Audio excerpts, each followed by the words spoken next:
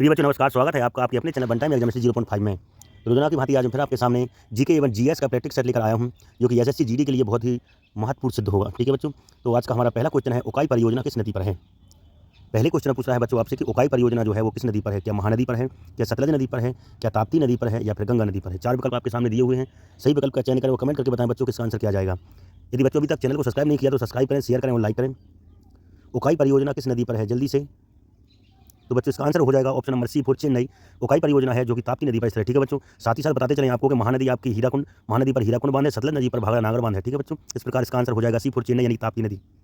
पहले कुछ उकाई परियोजना जो बच्चों है वह ताप्ती नदी पर है। ठीक है बच्चों, दूसरा क्वेश्चन आपके सामने, अभिनव भारत के संस्थापक हैं। हमें अभिनव भारत के संस्थापक का नाम बताना है। क्या रविन्द्रनाथ टैगोर हैं, या लाला हरदयाल हैं, या बी डी सावरकर हैं, या रास बिहारी बोस हैं। अभिनव भारत के संस्थापक का नाम हमें बताना है। चार विकल्प आपके सामने दिए हुए हैं। सही विकल्प का चयन करें और कमेंट करके बताएं हमें कि दूसरे क्वेश्चन का आंसर क्या जाएगा। क्या रविन्द्रनाथ टैगोर, कि लाला हरदयाल, या फिर बी डी सावरकर, या रास बिहारी बोस। तो बच्चों इसका आंसर हो जाएगा option number C for Chennai. B D Savarkar जो है वो अभिनव भारत के संस्थापक हैं। अभिनव भारत के संस्थापक हैं बी डी सावरकर। ठीक है बच्चों, इस प्रकार दूसरे क्वेश्चन का आंसर हो जाएगा ऑप्शन नंबर सी। तीसरा क्वेश्चन आपके सामने, कैमरा में प्रयुक्त लेंस होता है। आपको बताना है जो कैमरा होता है उसमें कौन सा लेंस लगा होता है। क्या उत्तल लेंस लगा होता है, या अवतल लेंस लगा होता है, या दोनों लेंस लगे होते हैं, इन दोनों में से कोई नहीं लगा होता है। जल्दी से कमेंट करें बच्चों, कैमरा में कौन सा लेंस लगा होता है। कैमरा में कौन सा लेंस लगा होता है। समय निकलता जा रहा है बच्चों, कमेंट करके बताएं जल्दी से। कैमरा में प्रयुक्त लेंस क्या उत्तल या अवतल या दोनों, या इनमें से कोई नहीं। तो बच्चों इसका आंसर हो जाएगा ऑप्शन नंबर ए। उत्तल लेंस जो है वह है आपके कैमरे में प्रयुक्त लेंस होता है। जो हमारा कैमरा होता है उसमें जो लेंस लगा होता है उसमें उत्तल लेंस लगा होता है। ठीक है बच्चों, इस प्रकार तीसरे क्वेश्चन का आंसर ए फॉर अहमदाबाद, उत्तल लेंस आपका सही हो जाएगा। अगला क्वेश्चन है आपके सामने, क्वेश्चन नंबर 4। पैराडाइज लास्ट एक पुस्तक है, आपने सुनी होगी। पैराडाइज लास्ट बहुत ही महत्वपूर्ण पुस्तक है। उस पुस्तक के लेखक का नाम आपको बताना है। क्या मैकियावेली है, क्या जॉन मिल्टन है, या फिर अरस्तू है, या इनमें से कोई नहीं। पैराडाइज लास्ट पुस्तक के लेखक का नाम बताना है। मैकियावेली, जॉन मिल्टन, अरस्तू, तीन में से कौन से हैं, इनमें से कोई नहीं। सही विकल्प का चयन करें और कमेंट करके बताएं हमें कि बच्चों चौथे क्वेश्चन का आंसर क्या जाएगा। पैराडाइज लास्ट, तो बच्चों इसका आंसर हो जाएगा option number B for Bombay. Paradise lost पुस्तक के लेखक हैं जॉन मिल्टन। साथ ही साथ आपको पता चले अरस्तू जो हैं उनकी पुस्तक का नाम है पॉलिटेक्निक और पॉलिटिक्स, और ए नंबर जो मैकियावेली है इनकी पुस्तक का नाम है द प्रिंस। अगला क्वेश्चन है क्वेश्चन नंबर 5। दुधवा राष्ट्रीय उद्यान आपका कहाँ स्थित है। बहुत ही इंपॉर्टेंट क्वेश्चन बच्चों, दुधवा राष्ट्रीय उद्यान। उद्यान से तो एक ना एक क्वेश्चन आपके जीडी की परीक्षा में बनने ही बनने हैं। दुधवा राष्ट्रीय उद्यान कहाँ पर स्थित है। क्या उत्तर प्रदेश में, या राजस्थान में, या फिर गुजरात में, या फिर उड़ीसा में। जल्दी से पांचवें क्वेश्चन का आंसर बताएं। उत्तर प्रदेश, राजस्थान, उड़ीसा या गुजरात। दुधवा राष्ट्रीय उद्यान, दुधवा राष्ट्रीय उद्यान बच्चों कहाँ पर स्थित है। तो बच्चों इसका जो आंसर हो जाएगा option number A for Ahmedabad, Uttar Pradesh में है आपका दुधवा राष्ट्रीय उद्यान। साथ ही साथ आपको बता दे चलें, बी नंबर पर राजस्थान में है रणथंभौर, और आपका सी नंबर गुजरात में है गिर, और डी नंबर में है आपका उड़ीसा में है सिमली पॉल। इसलिए इसका आंसर हो जाएगा ऑप्शन नंबर ए अहमदाबाद। छठवां क्वेश्चन कह रहा है सिंधु नदी का उद्गम स्थल बताइए। छठवां क्वेश्चन कह रहा है सिंधु नदी का उद्गम स्थल कौन सा होगा। क्या ए अमरकंटक से। सिंधु नदी जो है वह कहाँ से निकलती है, आपको यह बताना है। सिंधु नदी जो क्या अमरकंटक से निकलती है, या मानसरोवर से, या फिर यमुनेत्री ग्लेशियर से, या फिर गंगोत्री ग्लेशियर से। जल्दी से छठवें क्वेश्चन का आंसर बताएं बच्चों के, सिंधु नदी का उद्गम स्थल क्या है। बहुत ही इंपॉर्टेंट क्वेश्चन है बच्चों, सिंधु नदी का उद्गम स्थल। तो बच्चों इसका आंसर हो जाएगा मानसरोवर झील। साथ ही साथ बताते चले जो अमरकंटक से है वह नर्मदा नदी निकलती है, यमुनेत्री ग्लेशियर से यमुना नदी निकलती है, और गंगोत्री ग्लेशियर से गंगा नदी निकलती है। बच्चों इस प्रकार बी फॉर बॉम्बे, इसका आंसर हो जाएगा मानसरोवर झील से। अगला क्वेश्चन है आपका, अकबर का राजस्व मंत्री कौन था। सातवें क्वेश्चन में कह रहा है आपसे कि अकबर का जो है वो राजस्व मंत्री कौन था। क्या बीरबल था, या टोडरमल था, या मानसिंह था, इनमें से कोई नहीं। अकबर का राजस्व मंत्री हमें बताना है बच्चों, जल्दी से कमेंट करके बताएं कि सातवें क्वेश्चन का आंसर क्या जाएगा। क्या बीरबल, क्या टोडरमल, या फिर मानसिंह, या फिर इनमें से कोई नहीं। राजस्व मंत्री बताना है आपको। तो बच्चों इसका आंसर चलेगा बी फॉर बॉम्बे, बॉम्बे यानी कि टोडरमल। अकबर का जो राजस्व मंत्री था वह था टोडरमल। इस प्रकार आपका सातवें क्वेश्चन का आंसर बी फॉर बॉम्बे यानी कि टोडरमल चला जाएगा। ठीक है बच्चों, अगला क्वेश्चन है आपके सामने, क्वेश्चन नंबर 8। सोमनाथ मंदिर स्थित है। बहुत ही आसान क्वेश्चन है बच्चों, साथ ही साथ इंपोर्टेंट भी। सोमनाथ मंदिर आपका कहाँ पर स्थित है। क्या अमृतसर में, एलोरा में, गुजरात में, या इनमें से कोई नहीं। सोमनाथ मंदिर। बच्चों की क्लास को लाइक नहीं किया तो लाइक करें, शेयर करें और सब्सक्राइब करें, ताकि मैं आपकी ऐसी ही मदद कर सकूं और एक से एक इंपोर्टेंट वीडियो आपके अपलोड कर सकूं। आठवां क्वेश्चन कह रहा है सोमनाथ मंदिर कहाँ पर स्थित है। अमृतसर, एलोरा, गुजरात, इनमें से कोई नहीं। तो बच्चों का आंसर चलेगा option number C for Chennai, Gujarat. Somnath जो मंदिर है वह आपका गुजरात में स्थित है। इस प्रकार सी फॉर चेन्नई, गुजरात इसका सही आंसर चला जाएगा। अमृतसर में बच्चों आपको पता है स्वर्ण मंदिर स्थित है। अगला क्वेश्चन है क्वेश्चन नंबर 9। लाहौर किसका मकबरा है। आपको बताना है, जो चार आपके राजा दिए हुए हैं, चार शासक दिए हुए हैं, किस शासक का मकबरा आपका लाहौर में स्थित है। क्या बाबर का, क्या अकबर का, या जहांगीर का, इनमें से किसी का नहीं। लाहौर में किसका मकबरा है। जल्दी से कमेंट करके बताएं बच्चों कि 9वें क्वेश्चन का आंसर क्या चला जाएगा। क्या बाबर, क्या अकबर या जहांगीर? तो बच्चों इसका आंसर चलेगा option number C for Chennai. Jahangir जो है इनका मकबरा लाहौर में स्थित है। जहांगीर का मकबरा लाहौर में स्थित है। 9वें क्वेश्चन का आंसर चलेगा सी फॉर चेन्नई, जहांगीर। 10वां क्वेश्चन है अगला, और 10वां क्वेश्चन बच्चों निम्न में झूम है किसका प्रकार है? झूम एक, क्या एक वर्षा है झूम, क्या एक खेती है, क्या एक प्रकार का आभूषण है झूम, या इनमें से कोई नहीं? 10वें क्वेश्चन का आंसर बच्चों जल्दी से कमेंट करके बताएं। क्या झूम वर्षा है, या फिर एक खेती है, या फिर एक आभूषण है, या इनमें से कोई नहीं है? झूम।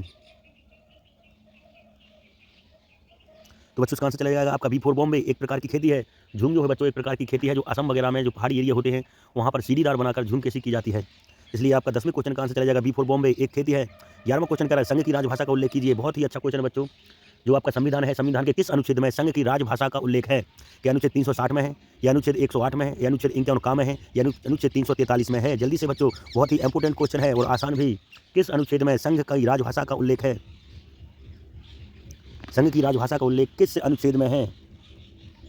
तो बच्चों इसका आंसर चला जाएगा option number D for Dubai. D for Dubai 343 संघ राज्य की संघ भाषा का उल्लेख है। और साथ ही साथ बताते चले आपके अनुच्छेद 360 में आपका राष्ट्रपति शासन, अनुच्छेद 108 में आपका है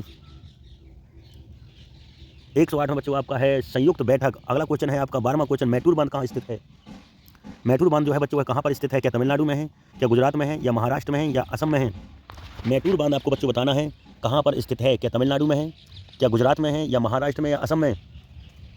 जल्दी से बच्चों 12वें क्वेश्चन का आंसर चयन करें और कमेंट करके बताएं हमें कि 12वें क्वेश्चन का आंसर क्या है। बच्चों इसका आंसर हो जाएगा मैटूर बांध जो है वो तमिलनाडु नदी पर स्थित है। सॉरी बच्चों, तमिलनाडु में स्थित है। मैटूर बांध जो है वह तमिलनाडु में स्थित है।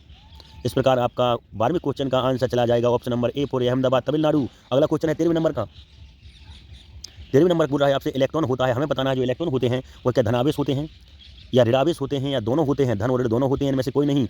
13वें क्वेश्चन कह रहा है बच्चों इलेक्ट्रॉन होते हैं, क्या होते हैं? जल्दी से कमेंट करके बताएं, क्या धनावेश, क्या ऋण आवेश, या फिर दोनों, या इनमें से कोई नहीं?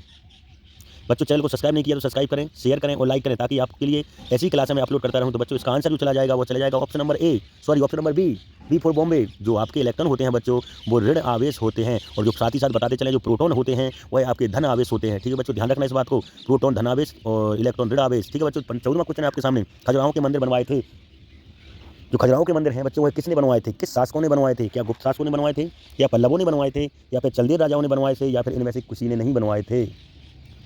खजुराहो के मंदिर बच्चों 1000 साल पुराने हैं लगभग। खजुराहो के मंदिर 1000 साल पुराने हैं। हमें बताना है यह मंदिर किन शासकों ने बनवाए थे? क्या गुप्त शासकों ने, क्या पल्लवों ने, या चंदेल राजाओं ने? तो बच्चों इसका आंसर जाएगा option number C for Chennai, Chandel राजाओं ने खजुराहो के मंदिर बनवाए थे। इसलिए क्वेश्चन नंबर 14 का आंसर आपका चले जाएगा सी फॉर चेन्नई, चंदेल राजाओं ने। अगला क्वेश्चन है बच्चों आपका क्वेश्चन नंबर 15, समुद्र की गहराई मापते हैं। बहुत ही आसान क्वेश्चन है बच्चों, साथ ही साथ इंपोर्टेंट है। समुद्र की गहराई हम क्या फेरोमीटर से नापते हैं, या बैरोमीटर से नापते हैं, या इलेक्ट्रोमीटर से, या इनमें से किसी से नहीं? बहुत ही इंपॉर्टेंट क्वेश्चन है। समुद्र की गहराई बच्चों किस से मापते हैं?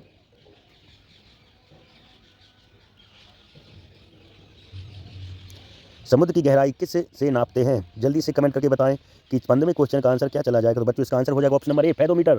फेरोमीटर समुद्र की गहराई नापते हैं। साथ ही साथ बताते चले कि बैरोमीटर से हम वायुदाब मापते हैं, और लैक्टोमीटर से दूध की शुद्धता मापते हैं। बैरोमीटर से वायुदाब और लैक्टोमीटर से दूध की शुद्धता। इस प्रकार ऑप्शन नंबर इसका सही हो जाएगा। 16वां क्वेश्चन है आपका बच्चों, 1 माइक्रोन बराबर होता है। 1 माइक्रोन बराबर क्या होता है? क्या 0.01, या 0.001, या फिर 746 पार्ट, या फिर 0.0001? 16वें क्वेश्चन का आंसर बच्चों जल्दी बताएं कि क्या हो जाएगा। 1 माइक्रोन बराबर होता है, कमेंट करके बताएं बच्चों कि 16वें क्वेश्चन का आंसर क्या आ जाएगा। इसका आंसर हो जाएगा option number B for Bombay.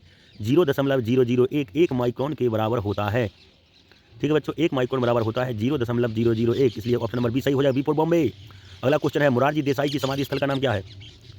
बहुत ही इंपॉर्टेंट क्वेश्चन है बच्चों। समाधि जितनी भी हो, अगर जीडी का पेपर आपको क्रॉप करना है, जीडी का पेपर यदि आपको निकालना है तो समाधि स्थल तो जरूर रटने ही पड़ेंगे। मुरारजी देसाई की समाधि स्थल क्या राजघाट है, क्या शांति घाट है, या शक्ति स्थल, या अभय घाट? मुरारजी देसाई की समाधि स्थल का नाम बच्चों जल्दी से कमेंट करके बताएं कि क्या होगा।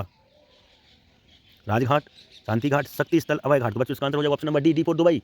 अभय घाट जो है मुरारजी देसाई की समाधि स्थल है। साथ ही साथ बताते चलें राजघाट आपकी महात्मा गांधी की है, शांति घाट आपकी पंडित जवाहरलाल नेहरू की है, और शक्ति स्थल आपकी इंदिरा गांधी जी की है। इसलिए ऑप्शन नंबर डी सही हो जाएगा, अभय घाट मुरारजी देसाई की समाधि स्थल है। अगला क्वेश्चन नंबर 18, ISI कहाँ की गुप्तचर संस्था है?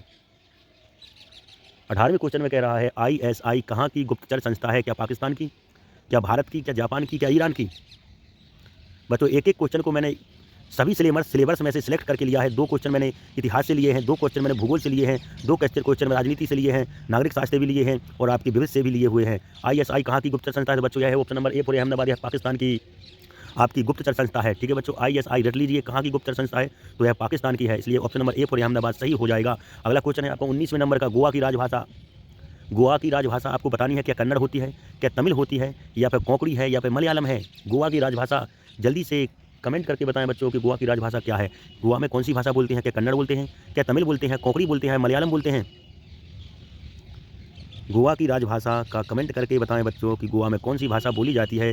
समय निकलता जा रहा है, क्लास को शेयर करें, लाइक करें और सब्सक्राइब करें बच्चों। आंसर हो जाएगा option number C for Chennai. Konkani भाषा जो गोवा में बोली जाती है, साथ ही साथ बताते हैं बच्चे, कन्नड़ है जो कर्नाटक में बोलते हैं, तमिल तमिलनाडु में बोलते हैं और मलयालम आपकी केरल में बोलते हैं।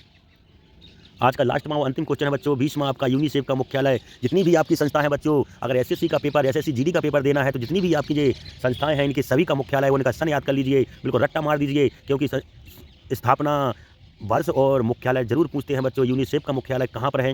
क्या पेरिस में, क्या लंदन में, न्यूयॉर्क में या जकार्ता में? जल्दी से कमेंट करके बताएं कि इस क्वेश्चन का आंसर क्या जाएगा। यूनिसेफ का मुख्यालय बच्चों जल्दी से बताएं कहाँ पर है।